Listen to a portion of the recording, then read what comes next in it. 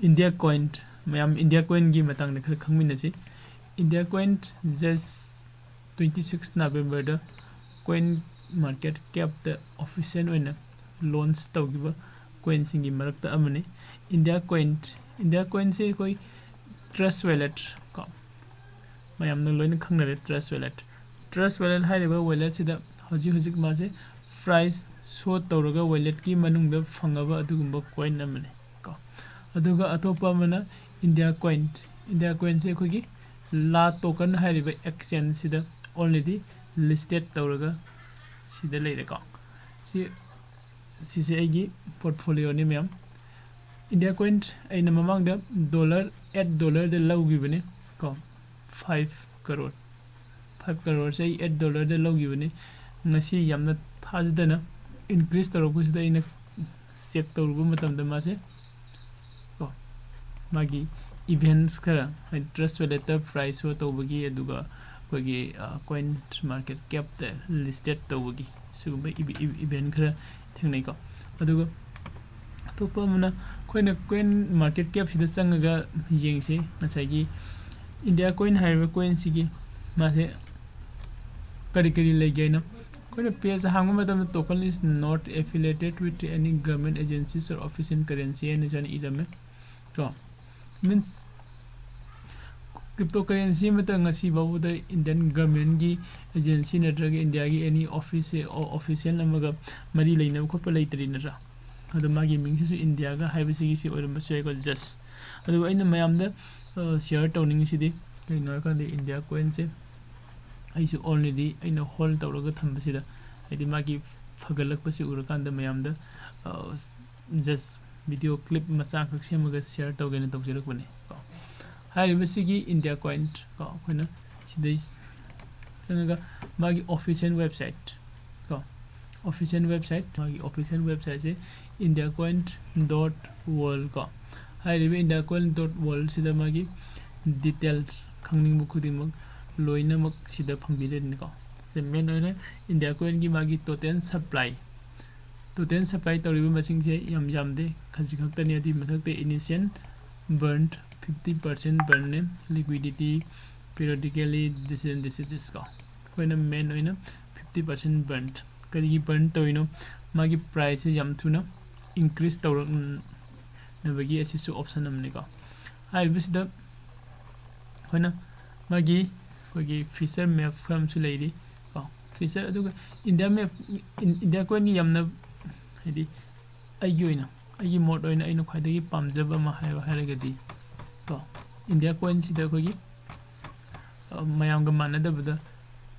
bit bharat exchange saina masagi India coin masamaki exchange sama yam thune lakadori ko hairibe exchange sisu kogi leiriba wajirex la token ko leiriba sida chap manana masu work tol kadoine sagi sida kona any coin na mathorko matamda magi white paper haina mayam na thinai ko India coin sigi white paper haiga su sida sum leire ko kana gumba white paper se fajana edit tawning ba mina white paper se edit tawbiyo ko in detail loina maksida white paper leire aduga magi community ko Twitter da Reddit da ko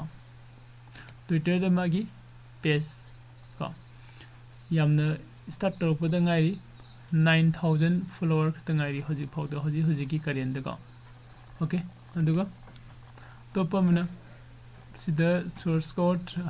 explorer ko explorer si jingsi basis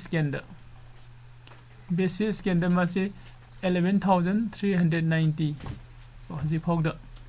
shareholder adugi meting yamdari shareholder se khajuktan 11390 shareholder khata ngai ko adu magi contract address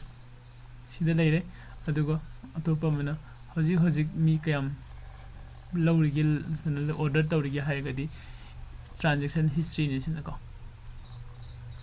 second 57 ki mamang da 1 minute ki mamang da 2 minute ki 2 minute 3 minutes ki mamang da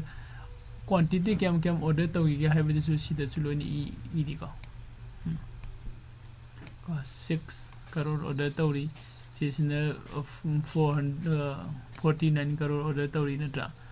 they did 10 crore order tawri magi apamba natra soin tawraga koina India coin se loge hairagadi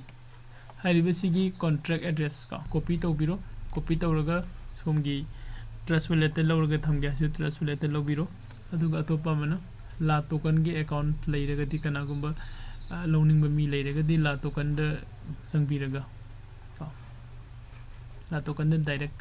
trade tawbagi khudong jaba se phange ko haje ai dum open tawjarage mem jing bio ko dai India token sida phange ko India token je ji my graph se jing bio mem straightening rang de ka khalai se ko India duga USD ga loina na ma se hoji trade tawri ko asi magi highest da swabo yore Indian rupees te 0.0001 da gi chang yore ko 301 da bo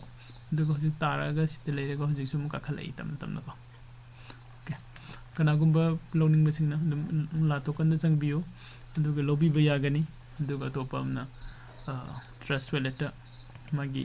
contract ko BSC gi scan gi contract address se lobby raga trust wallet da sum lobo yagani ko just aina mayam da share tawjari se mayam sigi token se amna fai si lobby you have do not take mayam just ICC ki token se lawsilaga thami tung da kanara pa yai haibedugi mayam da just share tawbane ko aduga risks kagumasi token se lawraga risks to di sai sagini ko ma so de losin jelage mukhataba question hangning ba leiraga su comment box da natraga na telegram group da natraga na whatsapp group da dum question hangbiro thank you